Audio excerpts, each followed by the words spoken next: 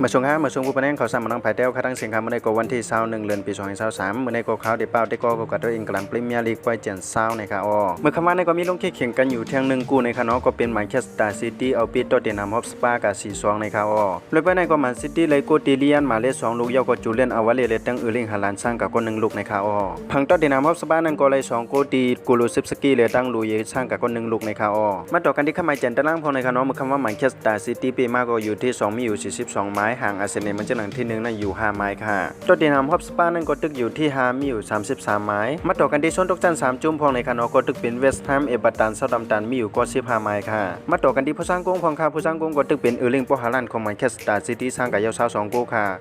ว่าจันที่ทราบบนตาคำในก็ตึกมีเหมือนจังหนังลิเวอร์พูลแยกกันตั้งเชลซีบนมอก็แยกกันตั้งนอตตินัมฟอเรสต์เลสเตอร์ซิตี้ก็แยกกันตั้งไบรตันเซาท์แฮมป์ตันก็แยกกันตั้งเอสตันวิลล่าเวสต์แฮมก็แยกกันตั้งเอเวอร์ตันนะคะอ๋อมันทั้งเสียงทั้งหมดก็มีจังหนังในคณะสังเจวัดได้ก็เขาเก็บด้วยส่งด้วยลองข่าวสารมาทางภายใต้ในก็อย่าไปลืมกดไลค์หรือกดติดตามไว้สังเจวัดได้ก็เขาด้วยตั้งช่อง TikTok เฟซบุ๊กในก็อย่าไปลืมติดตามบันดังช่อง YouTube ข่าวพองในคณะกำลังส่วนในก็ข่าวย้อนสู่บันเทิงผู้ปันแห่งข่าวสารมาทางภายใต้ใครอยู่ลิมีเงินทางดีกึกเปิ้นกันกูก็กูควรสีกำข่าวสารมาทางภายใต้ใหม่ทรงค่ะ